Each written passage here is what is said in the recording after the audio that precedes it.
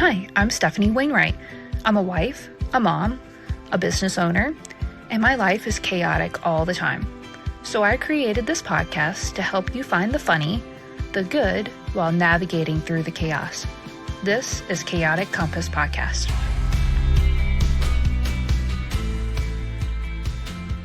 Okay, so what is up, guys? Hey, it's Stefanie here, Chaotic Compass. I am sipping solo tonight. Lots to talk about. Apparently you guys are like, hey, what's a life update? What's going on with you and the kids? And so I've had 2 questions about that within the last week, which is weird, but here it is. So, and I honestly didn't have a whole lot to talk about this week because I'm like, we've got a lot going on. And so basically, lots of news. I have started a new job. Yeah. I still do a lot for both of the companies as far as, figuring out the money end of things, but I've gotten a quote real job now. Yeah. Let's dive into that a little bit. So, I am a project manager for a restoration company now, or water damage in your house. I come in with the company that I work for and we put it back together. We even have a side that, can remove all of what is the issue, the fire damage, the water damage. But my job is to work with my crews and to put it back together. So, yeah, I started 4 days ago. Haven't even had a whole week there. Learned a lot. Still learning. Have a lot to learn. But, yeah. So on top of 4 kids going in completely different directions, 2 businesses, an ADHD husband, I now have a real job outside of the house. I haven't told anybody. The only people that knew really were my husband, obviously. Ryan knew. And I had eventually told my kids. Well, just 2 of them, actually, just Kylie and Liam, my 2, because they were going to be the most affected by it. So, yeah, it's been a very hectic last 4 days. I'm completely exhausted. I'm just learning so much, and I'm like, okay, so what in my brain has to go away in order for me to absorb some of this so it doesn't go in one ear and out the other? So is it like the NSYNC lyrics from 1999, or am I gonna forget about the quadratic formula? So what's gonna be dissolved out of my brain? Or is it my kids' names? I think that's pretty much where I've been at this week of, I just point and just like, hey, can you help me? Because I'm like completely fried. Now that I've forgotten my kids' names, love you guys, but I just can only absorb so much. Yeah, it's been a hot minute week. Started off Monday, and so my plan right now is to, on the way I'm taking Kylie to school, then just head to work. So my office is about 25 minutes from my home, but you can really do a lot of the stuff that I do remotely. So it doesn't necessarily have to mean that I'm at work, but I try to be quote at work by 7:30. And then I typically leave by 3:30 so I could be here by 4 to get the afternoon bus. So Ryan's morning bus bitch and Stephanie's afternoon bus bitch. So yeah, I've been completely immersed in their policies and procedures and their programs, and getting reacclimated with using an iPad, which you really, I use an iPhone on a daily basis, but when you double, triple the size and you're like, wait, where is this? And you just feel clunky. I feel like I'm riding a bike with no training wheels for the first time. So I'm just like It's just clunky, and a lot of self-doubt. A lot of self-doubt has been creeping in about my abilities, and my confidence is shot because I'm starting something new. And I know construction to, I know some, I don't know a lot. I know the orders of operations, but it's been years since I've actually had to use that knowledge, and so it's a lot. It's a lot. Um, but yeah, my I hadn't told anybody. I hadn't even told my parents, and they literally live in this house. I hadn't told any of my friends, and so I was just I was more ashamed because of where I've been pushing our businesses, and I've been so immersed in our businesses, and I feel like I failed in our businesses right now, just because they're not to the standpoint of being able to afford me. I haven't had a pay raise since I started the job, and with all of the inflation, it's like I needed to do something. So it's been a lot, but still, keeping the lights on, still paying the bills, still trying to keep Ryan organized. And he's had to step up and take a lot off of my plate. I literally had the conversation with him again about mental load, and it's like we had gone out Tuesday for date night, and we just went to our local bar, and we were just gonna get some wings and some crappy bar food. I mean, it's not crappy, it's decent. And so we weren't just. I've been exhausted. Every time I get home, I'm just done. And and we had one of the guys that is a local guy that goes to that bar a lot. He sat down to our table, and we were trying to have a date night, and like, because this is the first time Ryan and I had actually sat down without any kids in a hot minute, and no going in which direction, and we were just trying to spend time. And then this guy sat down, and he was just talking with us, and just it's not like we had a bad time. It's just Ryan and I didn't really get a date night. And then when we came home from date night, the refrigerator decided, the freezer decided it didn't want to make ice. Every so often, our freezer, the little ice maker gets like frozen, and so you have to take a hairdryer to it. It's like once every couple months, and it decided to do that on Tuesday. It couldn't wait until Sunday, when I've actually had a good night's sleep and I'm not completely mentally exhausted. And it was like, I don't have the ability to handle this. And it was like, okay, so are you going to take care of this now, or are you going to take care of this in the morning? And then if you take care of this in the morning, then you got to get up extra early in order to do that, in order to make ice to put on your water that you need for work. So either way, you're not getting a lot of sleep tonight.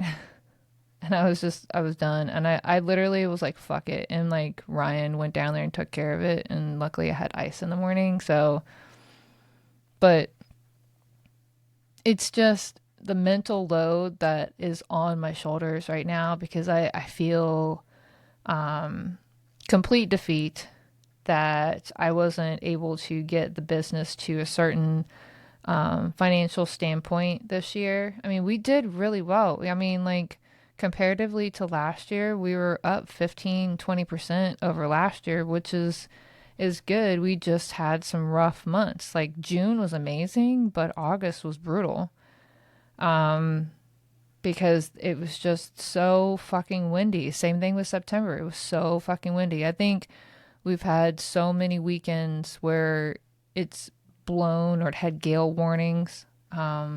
And you can't go fishing in that. And so we've had a lot of cancellations, a lot of refunds. I think I had 10 grand worth of refunds this year. Like, you can't, like, and I have to eat all of those credit card fees. That's almost 3% in credit card fees that I have to eat right there.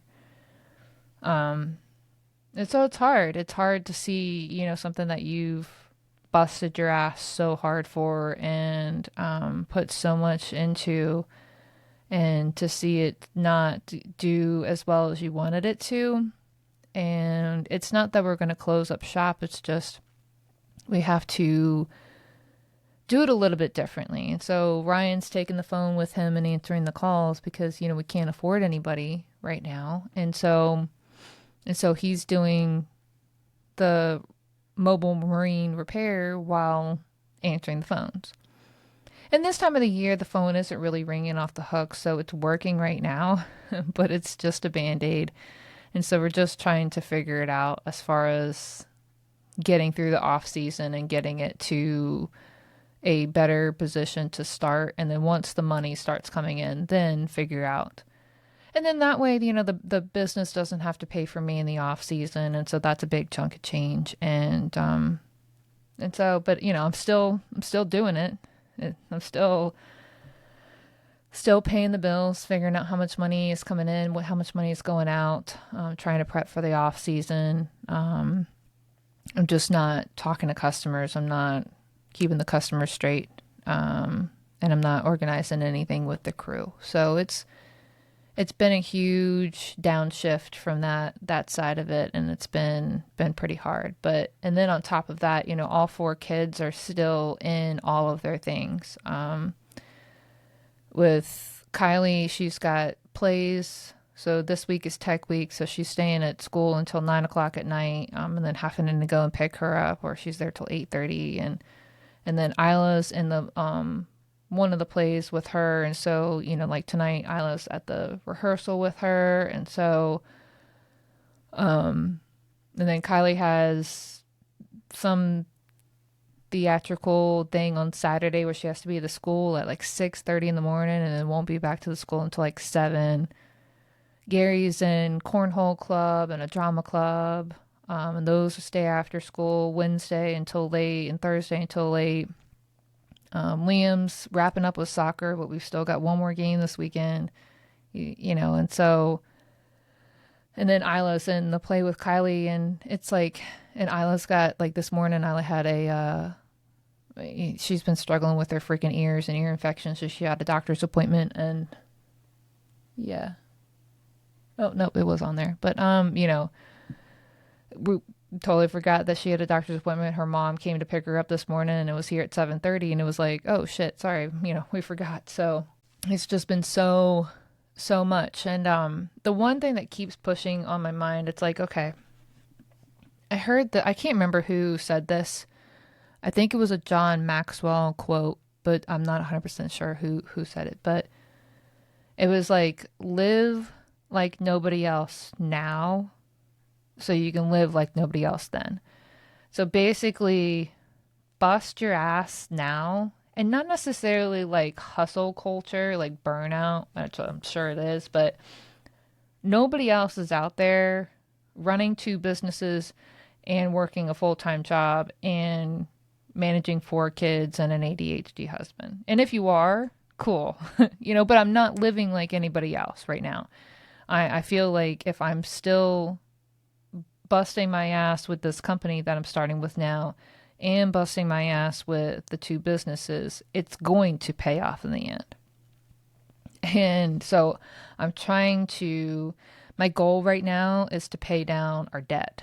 And I think that is definitely going to happen significantly if I can just get over this hump, get over the hump of learning not really a new, but, immersing myself into this trade, learning more about construction and immersing myself into that, and then getting our businesses through the off season. If I can just get to May, just get to the beginning of June, I feel like, and I keep saying the 1, 2, 3s, they're still there. 3, 2, 1s, and keep pushing through.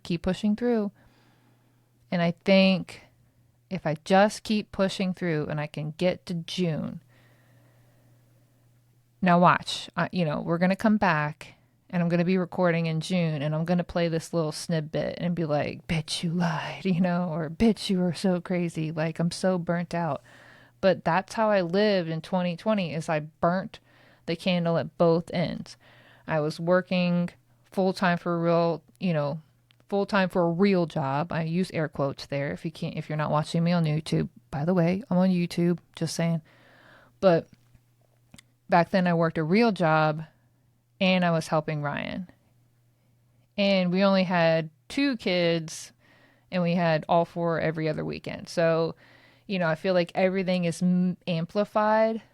But I have the potential right now for exponential growth in this business that I just took this job for. Not only has the salary massively increased, the base salary, I have the potential for making a crazy amount for commissions. They pay on the profits that your job makes. I've never had that before. Now, I'm not saying that I'm like money motivated here, and I'm excited to see how well I actually do in this business. But it's something that's just that added tick. So it's like I'm already making more than what I was making before, with our companies or what the companies were able to pay me for. But I still have the ability to make even more than that. And so it's scary in a sense, because I'm afraid that I'm going to set a bar so high for myself, because nobody else is setting the bar for me. The bars that the company has set, I have to make so much per transaction. Well, I have to make so much a month in job revenue, which is pretty low if in retrospect. It's pretty minimal. And so I have to make X number of dollars per month, per 6 months, and per year. So it's not them that's putting the expectations on me. It's myself. Because I want to be good at what I do. And then I have to take a step back and I'm like, listen to yourself a couple of episodes, Stefanie, when you were talking about, well, you are literally looking at everybody else and who's been in it for years, decades even. And you're trying to compare yourself to that. They started off new. They started off at some point. So you have to look at them and be like, okay, that's what long term, that's what I could get to. And I'm looking at some of these guys and they're still making mistakes, but this week and I keep telling my boss this, I'm like, wow, this has been a really interesting lesson of, the things that are in the trade and how you guys do stuff, but I'm also learning what not to do. Like, yes, you need to get the change order signed first before you do the work. I mean, that's common sense. But, when you're in the thick of it and you're just rolling, you're just pushing, you're just trying to get to the end, but you're not going to get paid on that commission because they're not going to pay that money. I mean, you might have some people that are honest and good, but if you don't have a change order signed before you do the work, you're kind of setting yourself up. I'm learning this. The bending over backwards and doing favors or trying to pull money where there's no money, It's just been interesting to see a lot of the things of what not to do this week. And so it's like these guys have been in the business for years and decades and they're still making mistakes. And so it's like, be easy on yourself. You're not perfect. You're not a godsend to construction, Stefanie. Like, just be easy with yourself. And my boss is so considerate and so, easygoing when it comes to that, because he's like, I'm going to teach you and I'm going to hold your hand and we're going to walk through this step by step. I was literally like, hey, how you guys do stuff isn't how I was doing it when I was in construction years ago. So it's not only do I have that time gap of between when I was doing construction and now, and how different it was from when I got out in 2020 into how it is now, how much it's exponentially, increased with the pricing, or what new freaking codes and ordinances have changed since then. It's not even that. It's literally I don't even know where I'm going with that, but it's the amount. I'm holding myself to a higher standard than I need to be. My boss is being very gentle with reintroducing me to what they do and how they're doing it. And he has way more confidence in me than I have in myself. It's literally like dealing with Ryan. He has so much confidence in my abilities, and then I'm literally in my own way. And so, I don't have any grace and patience when it comes to myself because I give it to everybody else, right? I'm giving it to everybody else. Why would I give my own self grace and patience? I'm having a hard time with just accepting the fact that I am imperfect. I could tell you that. Like, yes, I'm not a perfect person. But when I hold myself to a task, it's like I have to do it right. I have to do it right and fast. I have to do it correctly the first time. So I'm just trying to have grace. I'm trying to have patience. I'm trying to preach, or I'm trying to listen to the words that I'm preaching to you guys. I'm trying to actually in real time take a minute, take a step back, think about where I'm at. And it's like, no, you haven't been in this for decades, Stefanie. So why would you think that you're going to be as good as that guy? My other problem is that the only girls that work in the office with me are the office girls. Women. I apologize. I'm not trying to be derogatory here. And it's the office manager, the customer coordinator, accounts payable, accounts receivable, and the project management assistant. Those are the only girls in there. I'm the only girl project manager. That's it. Me. And it's intimidating. But oh my God, these guys have been so nice. They were like, hey, I've got this really small job and I was wondering, next week, do you want to meet with me on Wednesday? And I wanted to walk you through and, show you how I do what I do. Because I was like, that would be so cool if I could see not only how my boss does it or wants it done, but to see how each and every one of these guys operates. And the one dude, Chris, they're all in their 50s and 60s, which even makes it even more crazier. I'm like the youngest project manager by far and the only one with a vagina. It's insane. And so it's already a steep climb. I'm already like, you're so young. What are you doing here? You're looking for your dad? Like, nobody said that, but that's what I'm thinking in my head. Nobody, and they've all been so nice. That's what I'm saying. Like, nobody has actually said these words to me. They've never, ever been a jackass to me yet.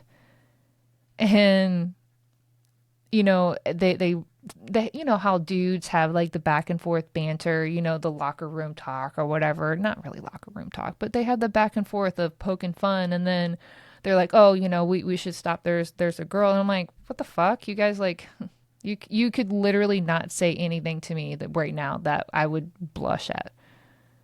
And they're like, okay, all right. And then they keep going. And I'm like, that's what you didn't want to say in front of me. Like I heard words come out of my mother's mouth. Like, what the fuck? So it's been a huge adjustment. For me, I really love being around people, intelligent people.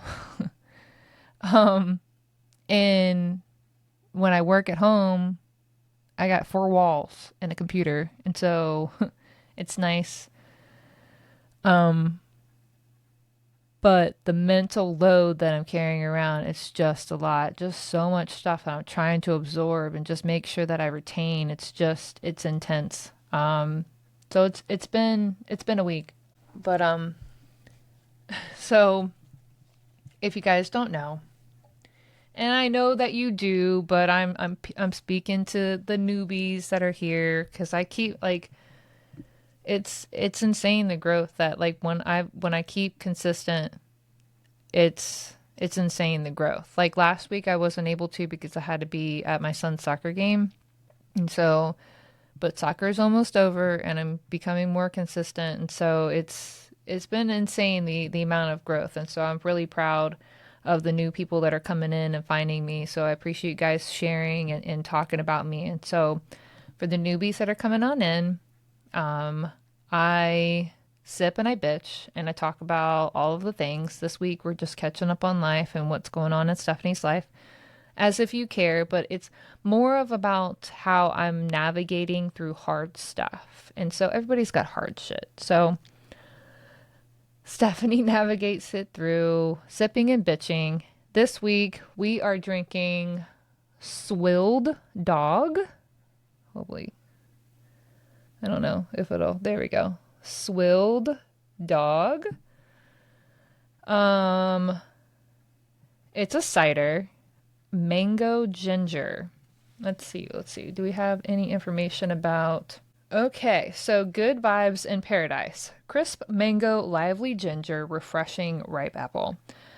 Our flavorful hard ciders are handcrafted in West Virginia to bring together friends and family looking for a good time. We believe in making an impact in the communities we serve and chasing squirrels and good games of fetch. That's awesome.